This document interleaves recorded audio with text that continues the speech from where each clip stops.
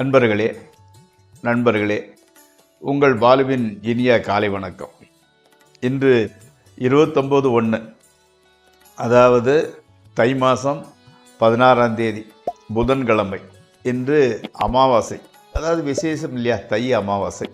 சாயங்காலம் 6 வரை, அதற்கு மேல் பிரதமைன்னு சொல்லுவாங்க. ஓகே, அவங்களுக்கு இன்னைக்கு உத்திராட நட்சத்திரம் காலையில் 8:20 வரை, அதற்கு மேல் திருவோண நட்சத்திரம்.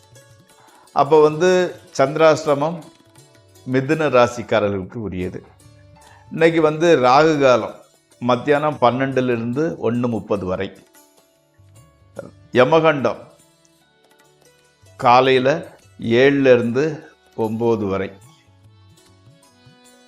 இன்று நல்ல நேரம் 9:30 to 10, 10 to 11, சாயங்காலம் 4:30லிருந்து 5:30 வரை. நீங்கள் அணிய வேண்டிய உடை நிறம் பச்சை, தவிர்க்க வேண்டியது ரெட் கலர், சிவப்பு கலர்.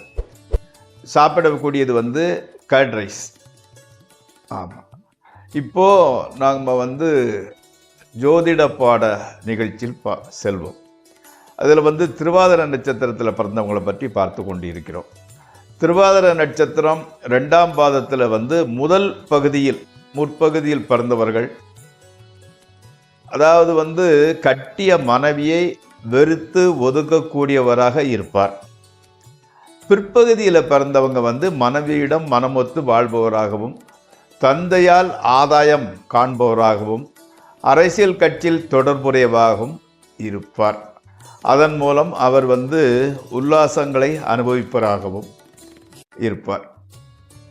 அதாவது திருவாதிரை 2ஆம் பாதத்தில் ஜென்ரலாக பிறந்தவங்க பொதுவாக எழுத்துத்துறை, அதாவது ரைட்டிங் சம்பந்தப்பட்டது, செய்தித்துறை, நாடகம், நாட்டியம், இசைத்துறை, வானொலி, தொலைக்காட்சி, போக்குவரத்து துறை, டிரான்ஸ்போர்ட்டிங். அடுத்தால பலபொருள் வணிகம், அதாவது கிரானா, பலசரக்கு கடைன்னு சொல்லுவாங்க இல்லையா, பலபொருள் வணிகம் போன்றவற்றினால் வாழ்க்கையில் உயர்வடையக்கூடியவர்களாக இருப்பார்கள். நண்பர்களே, இப்பொழுது நம்ம ராசிபலன் நிகழ்ச்சிக்குள் செல்வோம். இந்த ராசிபலன் நிகழ்ச்சி உங்களுக்கு உபயோகப்படுமாயின் அதை சப்ஸ்கிரைப் செய்யவும், நண்பர்களுடன் பகிர்ந்து கொள்ளவும். அது மட்டுமின்றி உங்களது ஜாதகத்தை விரிவாக அலசி ஆராய வேண்டுமென்றால் 9740846466 நம்பருக்கு ஃபோன் செய்து அப்பாயின்மெண்ட் பெற்றுக்கொண்டு பேசி தெரிந்து கொள்வீர்களாக. இப்போது நம்ம நிகழ்ச்சிக்குள் செல்வோம். முதலில் மேசராசி. இன்னைக்கு மேசராசிக்கு பெரியோர்களின் உதவியும் அதனால் மகிழ்ச்சியும் உண்டாகின்றது. உத்தியோகம் இல்லாதவங்களுக்கு உத்தியோகம் கிடைக்கிது, அது முக்கியமான நிகழ்வு. பணவரவு நன்றாகவே இருக்கிறது. மனைவி மக்களால் மகிழ்ச்சி. உறவினர்களின் சந்திப்பு நடக்கின்றது. அடுத்து ரிஷபராசி.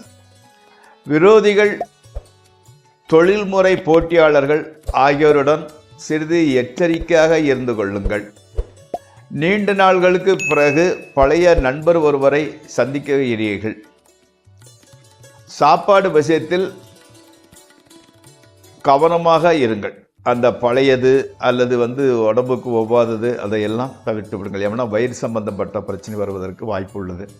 கோவிலுக்கு சென்று வாருங்கள், மனம் அமைதியடையும். அடுத்து மிதுன ராசி. இன்னைக்கு சந்திராஷ்டம தினம், அதனால் ரொம்ப எச்சரிக்கையுடனும் நிதானத்துடனும் நடந்து கொள்ளுங்கள். புதிய முயற்சிகள் எதிலும் ஈடுபட வேண்டாம். அதே மாதிரி ஸ்பெக்குலேஷன் ட்ரேடிங், அதான் சூதாட்டம், லாட்ரி, இதெல்லாம் அதன் பக்கமே நீங்கள் போக வேண்டாம். மனைவி மக்களிடம் அன்பாக பேசுங்கள்.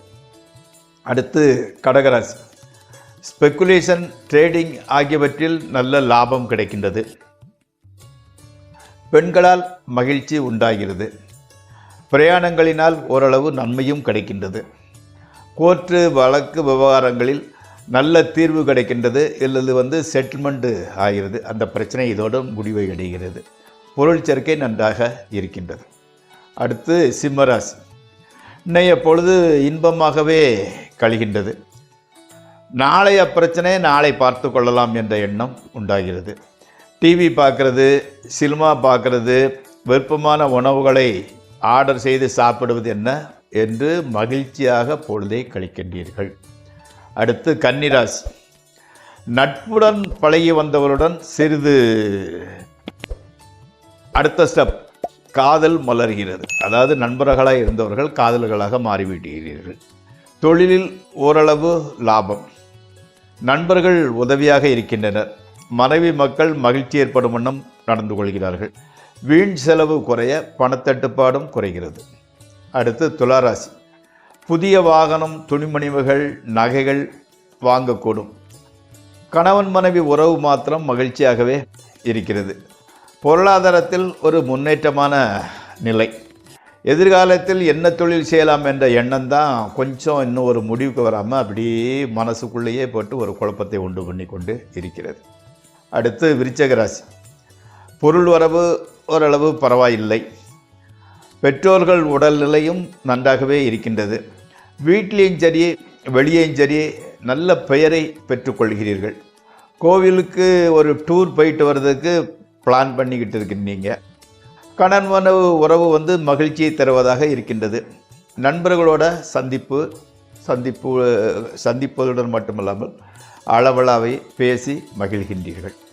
அடுத்து தனுசு ராசி. பணவிரயம் ஏற்பட்டாலும் கௌரவமான அந்தஸ்து புகழ் எல்லாம் உயர்கிறது. ஸ்பெக்குலேஷன், ட்ரேடிங் ஆகியவற்றில் ஈடுபடாமல் இருப்பது நல்லது. அதாவது உடல் நலத்தில் கொஞ்சம் நீங்கள் கேர் எடுத்துக்கிறது இல்லை, அதில் கொஞ்சம் அதிக அக்கறை எடுத்துக்கொள்ளுங்கள், அதுவும் நன்மை. மனைவியுடன் வாக்குவாதத்தை தவிர்த்துருங்க. எதுக்கு வேண்டாத வேலை, வாக்குவாதம் செய்ய வேண்டாம். அடுத்து மகர ராசி. சிற்சில சில்லறை தொந்தரவுகள் உண்டாகலாம். கண் காது சம்பந்தப்பட்ட பிரச்சனைகள் ஏற்படுகிறது. வாலிப வயதினர் காதலியை சந்திக்க செல்கின்றீர்கள். நண்பர்கள் சுற்றத்தினர் உதவியாக இருக்கின்றார்கள். மனைவி மீது அதீத பாசம் உண்டாகின்றது. அடுத்து கும்பராசி. உத்தியோகத்தில் சிறு சலசலப்பு உண்டாகிறது. விரோதிகள் அந்த வீடை விட்டு காலி பண்ணிட்டு இடம் மாறி போயிருந்தாங்க, அதனால் அந்த தொந்தரவு மறைந்து விடுகிறது. ஆடம்பர செலவு கொஞ்சம் ஜாஸ்தி பண்ணிக்கிட்டு இருக்கிறீங்க. மனைவி மக்களால் மகிழ்ச்சியே உண்டாகின்றது. நண்பர்கள் உறவினர்கள் உதவியாக இருக்கின்றனர். அடுத்து மீன ராசி.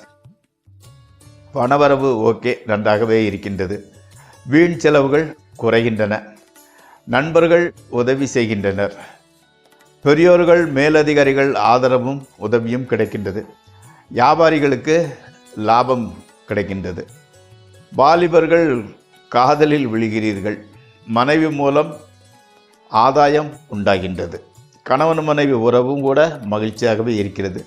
ஸ்பெக்குலேஷன், ட்ரேடிங், சூதாட்டம் அதில் ஓரளவு நல்ல லாபமே கிடைக்கின்றது. நண்பர்களே, இந்த ராசி பலன் நிகழ்ச்சி இத்துடன் முடிவடைகிறது. நாளை மீண்டும் சந்திப்போம்.